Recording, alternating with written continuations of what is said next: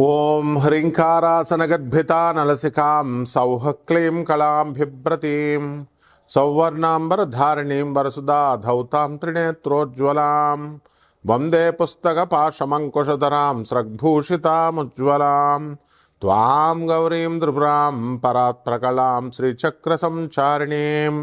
ఓం శ్రీ బెజవాడ కనకదుర్గాదేవ్యై నమః. శ్రీ దుర్గామల్లీశ్వరాభ్యాం నమః. మనకి ఈ నెలలో ఆగస్టు 2026 సంవత్సరంలో మనకి ఈ 2వ తేదీ దాటిన తర్వాత శుక్రుడు మరి కన్యా రాశిలోకి వస్తున్నాడు. దానివల్ల ఏమవుతుంది అని అంటే, ఎవరికైతే భార్యాభర్తల మధ్య చిన్న చిన్న ఫైట్స్ అవుతున్నాయి, అవి పెద్దగా అయిపోతాయి అన్నమాట. అలాగే ప్రేమ వ్యవహారాలు ఇవన్నీ కూడా కొంచెం ఫెయిల్ అవ్వడానికి అవకాశాలు ఉంటాయి. అసలు ముందు దీంతో పాటు ఇంకా ఏం జరుగుతోందండి ఇప్పుడు అంటే, శని మీనరాశిలో వక్రిస్తున్నాడు. 138 రోజులు ఉంటాడు. ఇది పెద్ద మేజర్ కాస్మిక్ షిఫ్ట్ అన్నమాట. అలాగే నక్షత్రాల మూమెంట్ను కనుక మనం చూసుకున్నట్లయితే, ఈ యొక్క శని ఏం చేస్తాడంటే, బుధుడి యొక్క నక్షత్రం రేవతి నక్షత్రంలో ఉండి, ఆ తర్వాత మళ్ళీ తన సొంత స్టార్ అయినటువంటి సొంత నక్షత్రమైనటువంటి ఉత్తరాభాద్రానికి బ్యాక్వర్డ్గా ఆయన అక్టోబర్ 10వ తేదీన వెనక్కి వచ్చేస్తాడనమాట. అలాగే మనం చూసామండి, శుక్రుడు ఈ యొక్క సెకండ్ ప్లానెట్ అనమాట. సన్ నుంచి కనుక మనం చూసినట్లయితే, అండ్ భూమికి వచ్చేసరికి చాలా క్లోజ్గా ఉంటుంది, క్లోజ్ నైబర్, మన పక్కంటి వాళ్ళలాగా అనమాట. క్లోజెస్ట్ ప్లానెటరీ నైబర్ అనమాట. అందువల్లనే దీన్ని ఏమంటామంటే కవల బిల్లలు అంటారు, భూమిలాగే ఉంటుంది కాబట్టి ఈ శుక్రుడిని కూడా. మరి ఎందువలనంటే ఒకే రకమైనటువంటి సేమ్ సైజు కాదు, ఒకేలాగా ఉంటుంది సైజులోను, తర్వాత సాంద్రతలోను, డెన్సిటీలోను. మరి ఇదేంటంటే రాడికల్లీ డిఫరెంట్ అనమాట అండర్ ఇట్స్ సర్ఫేస్. అందువలన ఈ క్రషింగ్ చేసే, నొక్కి పడేసి క్రష్ చేసేసే అట్మాస్ఫియర్ ఉంటుంది అక్కడ. మనం వెళ్తే తప్పడైపోతాం అన్నమాట. పచ్చడి నొక్కేస్తుంది, మన ఫేస్ల దగ్గరకు నొక్కేస్తే, కుదించేస్తే ఎలా ఉంటుంది అట్లా. అండ్ అక్కడ స్కార్చింగ్ టెంపరేచర్స్ ఉంటాయి, భలే భయంకరమైన టెంపరేచర్స్ ఉంటాయి అన్నమాట. మనం మాడిపోతాం మనం. అంటే ఇంకేం ఉండదు, లడ్డే కరిగిపోద్ది, మనం ఉండవు అనమాట. ఇంకెళ్ళిపోయి పేస్ట్ ఉడకబెట్టేసి రసం అయిపోతాం, చూసారా, అలా రసం అయిపోతాం అనమాట. మనందరం తాగుతూ ఉంటాం ఈ యొక్క సూపులని, అలాగైపోతాం, జ్యూసులు సూపుల కింద. తర్వాత అండ్ హాటెస్ట్ ప్లానెట్ మొత్తం మన సోలార్ సిస్టంలో, సౌర కుటుంబంలో అందరికంటే కూడా వేడి ఎక్కువ ఉంటుంది. అందువల్ల శుక్ర వృషభ రాశి, తులారాశిలో పుట్టినటువంటి వాళ్ళందరూ కూడా మనకి వేడి శరీరం ఉంటుంది. వాళ్ళకి గ్యారంటీగా పైల్స్ కానీ హెర్నియా కానీ ఉంటాయన్నమాట. ఈ యొక్క లగ్నాల్లో కానీ, నక్షత్రాల్లో కానీ, రాసుల్లో కానీ పుట్టిన వాళ్ళకి. అదేవిధంగా ఈ యొక్క కాంప్రహెన్సివ్ బ్రేక్ డౌన్ ఉంటుందన్నమాట వీనస్.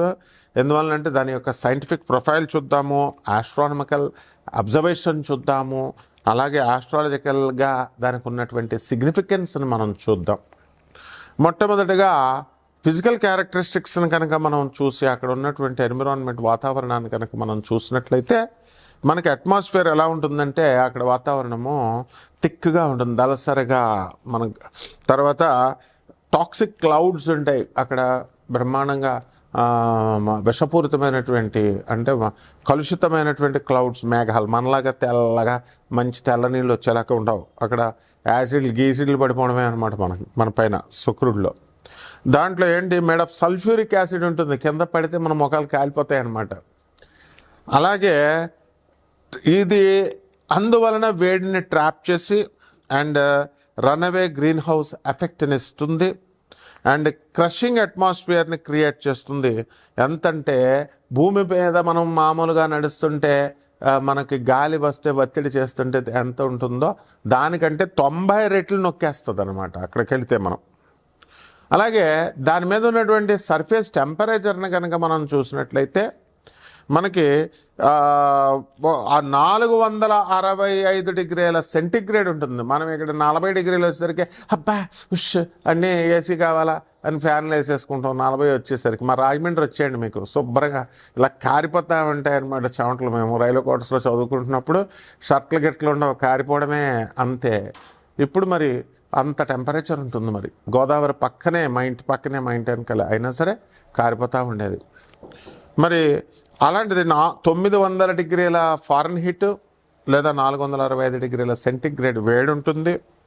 ఇది లెడ్ని కూడా మెల్ట్ చేసేస్తుంది, కరిగిచ్చేస్తుంది అనమాట, అంత టెంపరేచర్ ఉంటుంది.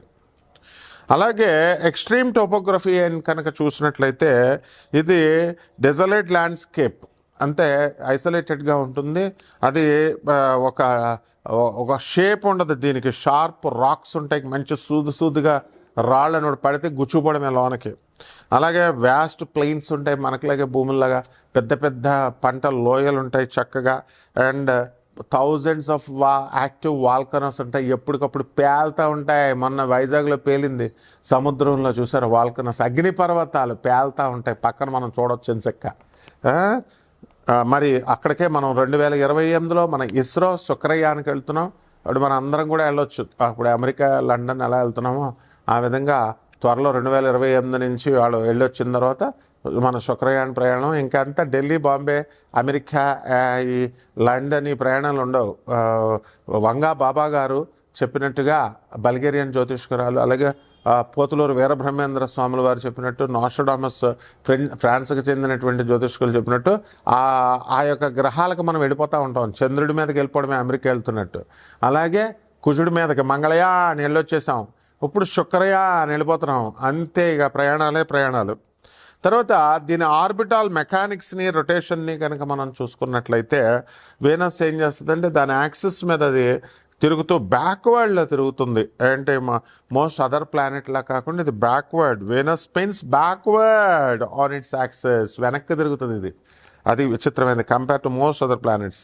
అంటే ఈ sun rises in the west వాళ్ళకి, శుక్రుడి మీద ఉన్న వాళ్ళకి వెస్ట్లో, సూర్యుడు వెస్ట్లో పుడతాడు. అలాగే sun sets in the east అనమాట వాళ్ళకి, శుక్రుడికి. అలాగే స్లోయెస్ట్ స్పిన్ ఎంత ఉంటుందంటే 243 భూమి మీద ఉన్నటువంటి రోజులను 243 కనుక పట్టినట్లయితే అది స్లోయెస్ట్ అనమాట. ఒక సంవత్సరం ఒకసారి దాని చుట్టూ అది తిరిగినట్టు. Making a single Venusian day, Venus day, Venusian day అంటాం. Longer than its entire orbital year of 235 earth days. 225 days జనరల్గా, దానికంటే కూడా లాంగర్గా 243 డేస్ పడుద్ది రొటేట్ ఒకసారి సూర్యుని చుట్టూ తిరగడానికి. అలాగే ఆస్ట్రానమికల్ అబ్జర్వేషన్ కనుక చూస్తే చాలా బ్రైటెస్ట్గా ఉంటుంది. ఇది బ్రైటెస్ట్ ఆబ్జెక్ట్, దగదగా మెరుస్తూ ఉంటుంది అనమాట. సో మూన్ కనుక తీసేస్తే బ్రహ్మాండంగా కనబడద్దు కదా భూమి, మన చంద్రుడు సూర్యుడులాగా మంచి కాంతివంతంగా. దాన్ని తీసేస్తే మళ్ళీ ఆ తర్వాత నవగ్రహాల్లో, ఎవర్ర గ్రహాల్లో ఉన్నది అని అంటే వీనస్సే బ్రైటెస్ట్ న్యాచురల్ ఆబ్జెక్ట్ అనమాట ఎర్త్స్ నైట్ స్కైలో కనుక మనం చూసినట్లయితే. బికాస్ దాని డెన్స్ క్లౌడ్ని బట్టి అలా ఉంటుంది. అలాగే కవర్ రిఫ్లెక్ట్ 70% ఆఫ్ ద సన్లైట్ని తీసేసుకొని మనకు రిఫ్లెక్ట్ చేస్తుంది అది. అలాగే మార్నింగ్ అండ్ ఈవినింగ్ స్టార్గా దాన్ని చెప్పుకుంటాం. దాని ఆర్బిట్ అంతా కూడా భూమి లోపల ఉంటుంది, ఇంటీరియర్ టు ఎర్త్ కాబట్టి అది it is visible shortly after sunset. వెస్ట్లోకి వెళ్ళి సన్సెట్ తర్వాత చూసుకోవచ్చు. అలాగే షార్ట్లీ బిఫోర్ సన్ రైజ్ ఈస్ట్లో మనం చూసుకోవచ్చు. అలాగే వేదిక్ ఆస్ట్రాలజికల్ సిగ్నిఫికెన్స్ కనుక వేద శాస్త్రాల్లో ఉన్నటువంటి దాన్ని బట్టి మనం చెప్పుకోవాలనుకుంటే మనకి కోర్ సిగ్నిఫికెన్స్ ఏముంటుందంటే వీనస్ ప్రేమని, లవ్ని, బ్యూటీని, వెల్త్ని, సంపదని, లగ్జరీని, రిలేషన్షిప్స్ని, క్రియేటివిటీని, సృజనాత్మకత శక్తిని, మ్యారేజ్ని, వీటిలన్నిటికీ కారకత్వం శుక్రుడిది అనమాట. మరి రాశి రోలర్షిప్ దగ్గరికి వచ్చేసరికి అది వృషభ రాశికి, తులారాశికి స్వక్షేత్రాలవి. అలాగే మీనరాశిలో మంచి ఎనర్జీ అంతా కూడా స్ట్రాంగ్గా మ్యాక్సిమం స్ట్రెంగ్త్ ఉంటుంది. అండ్ వీకెస్ట్ స్ట్రెంగ్త్ కన్యా రాశిలో ఉంటుంది. ఇప్పుడు అది ఉంది. ఇంతకీ ఏమిట్రా కదా అంటే ఈ కన్యా రాశి 2 ఆగస్ట్ నుంచి మనకి 2026 సంవత్సరం నుంచి శుక్రుడు వీక్ అయిపోయాడు. కాబట్టి దీని కరెంట్ స్టేటస్ ఏంటంటే మనకి బ్రైట్ మార్నింగ్ స్టార్గా ఈస్టర్న్ స్కైలో మనం చూడొచ్చు. అండ్ ఆగస్టు 12న 2026 సంవత్సరంలో 6 ప్లానెట్ అలైన్మెంట్ ఒకటి మనకి కనబడబోతుంది. ఆ 6 ప్లానెట్స్ అదేమిటంటే బుధుడు, కుజుడు, గురుడు, శని, యురానస్ అండ్ నెప్ట్యూన్, ఇవన్నీ కూడా పెద్ద ఆర్చ్లాగా ఆకాశంలో మనకు కనబడబోతుంది. దీనివల్ల మనం ఒక్కొక్క రాశికి ఏ విధంగా ఉంటుందో మనం విడివిడిగా ద్వాదశ రాశుల వారికి చూద్దాం. ఎవరైతే ఈ యొక్క ఇదంతా కూడా మనము కోటాను కోట్ల మంది కామన్ ప్లాట్ఫారంగా గోచార రీత్యా మనం చెప్తున్నాం. వ్యక్తిగత జాతకాలు కావాలనుకునేటటువంటి వాళ్ళు మరి వాట్సాప్లో నాకు డీటెయిల్స్ అన్నీ కూడా పెట్టండి, వాట్సాప్లో చేయండి. ఫోన్లు చేస్తే మేము అర్థం అనమాట, ఎందుకంటే అక్కడ బయట ఉంటాం. మీకు ఏం కావాలో సమస్య వాయిస్ మెసేజ్ని కానీ లేదా వాట్సాప్లో పెట్టండి. ఒక్కొక్క రాశి వారికి ఎలా ఉంటుందో చూద్దాం. వృశ్చిక రాశి, ఈ రాశి వారికి అందరికీ కూడా శని వక్రించే జూలై 27వ తేదీ నుంచి మనకి డిసెంబర్ 10వ తేదీ వరకు ఉన్నాడు. బాగుంది, అదొక లెక్క, మధ్యస్థంగా ఉంటుంది. రెండో బాంబే ఏంటంటే ఇక్కడ మనకి శుక్రుడు మనకి నేచపెట్టాడు ఈ యొక్క కన్యా రాశిలో. దానివల్ల మనకి లాభంలోకి వచ్చినటువంటి శుక్రుడు వల్ల అనేకమైనటువంటి ప్రయోజనాలు మనకు జరగాలి. కానీ ఆ ప్రయోజనాల్లో కొన్ని తగ్గిపోవడానికి అవకాశం ఉంది. ఆయనే వీక్ అయిపోయాడు శుక్రుడు, ఇంక మీకేమిస్తాడు? కాబట్టి ధనాన్ని మనం సంపాదించాలి అనే కసితో ఉంటారు. ప్రేమ వ్యవహారాల్లో ఉన్నటువంటి వాళ్ళు కొంచెం డిసప్పాయింట్ అవ్వడానికి అవకాశాలు ఉంటాయి. అలాగే ఈ రాశి వారికి అందరికీ కూడా మనకి కొత్త కొత్త పరిచయాలు ఏర్పడడం, కొత్త కొత్త ఊర్లు వెళ్ళడం, ఇలాంటివన్నీ వస్తాయి. మొన్నటిదాకా అష్టమ గురుడు వల్ల చేసినటువంటి అప్పులన్నీ కూడా మీకు ఇప్పుడు భాగ్యంలోకి వచ్చినటువంటి గురుడు కొన్ని అప్పులు తీరుస్తూ ఉంటాడు. గురుడు, రవి, బుధులు మొత్తం అందరూ కూడా భాగ్యస్థానంలో ఉండి చక్కగా మీకు అప్పుల బాధల నుంచి మిమ్మల్ని కొద్దిగా బయటపడేస్తూ ఉంటారు. అదేవిధంగా ఈ యొక్క ప్రభుత్వం నుంచి అనేకమైనటువంటి సంక్షేమ పథకాలు ఇవన్నీ కూడా మీకు అందడానికి అవకాశాలు ఉంటాయి. ప్రభుత్వం నుంచి గుర్తింపు రావడము, అలాగే మీ తండ్రి గారి యొక్క ఆరోగ్యం మంచిగా అవ్వడము, ఇవన్నీ కూడా మీకు లాభాన్ని చేకూరుస్తాయి.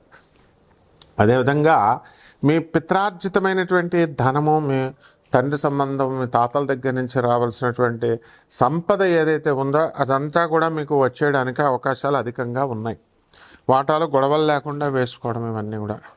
అలాగే పంచమ శని ఉన్నాడండి మీకు. దానివల్ల మనకి పిల్లల నుంచి కొంచెం వాళ్ళ అనారోగ్యంగా ఉండడము, లేకపోతే వాళ్ళ వల్ల కొంచెం టెన్షన్స్ రావడము, ఇలాంటివన్నీ కూడా ఉంటాయి. అలాగే ఫెర్టిలైజర్ షాప్స్, వ్యవసాయం ప్రొడక్ట్స్, ఇవన్నీ కూడా మంచిగా సాగుతాయి. అలాగే రైతులు కూడా మనకి అధికమైనటువంటి పంటను పండించడం, ఇవన్నీ కూడా చేస్తారు. సాఫ్ట్వేర్ ఉద్యోగాలు కోల్పోయినటువంటి వాళ్ళందరికీ కూడా ఉద్యోగాలు ఇంకా టైం పడుతుంది రావడానికి, కానీ రావడం మాత్రం డెఫినెట్గా వస్తుంది. కొంతమందికి మరి పాపం ఏ కారణం లేకుండా కూడా మనకి రాహు బాగుండలేదు కాబట్టి ఉద్యోగం నుంచి మిమ్మల్ని తీసివేయడం అనేటటువంటిది జరుగుతుంది. అందువల్ల ఇటీవలే మీరు ఒక సాఫ్ట్వేర్ ఇంజనీర్ ఒక అమ్మాయిని టెక్ మహీంద్రా నుంచి బయటకు తీసేయడం, ఆ అమ్మాయి వచ్చి సెల్ఫీలో పాపం వీడియో పెట్టుకోవడం, ఇవన్నీ కూడా మనం చూసాము. అలాగే మల్టీనేషనల్ కంపెనీస్లో క్యాంపస్ ఇంటర్వ్యూల్లో విద్యార్థులందరూ కూడా మనకి పాస్ అయిపోవడానికి అనేకమైనటువంటి అవకాశాలు కనబడుతున్నాయి. అలాగే వీళ్ళకి సిలియాక్ డిసీజెస్ అనేటటువంటివి రావడానికి అవకాశాలు ఉన్నాయి. ఇమ్యూన్ డిజార్డర్ అంతా కూడా ట్రిగ్గర్ అయ్యి మనకి ఈ యొక్క దీనికి తిండి నుంచి గ్లూటోజ్ తర్వాత ఇవన్నీ తినడం వల్ల ఈ యొక్క ఇంటెస్టైన్ అంతటినీ కూడా డ్యామేజ్ అవుతుందన్నమాట.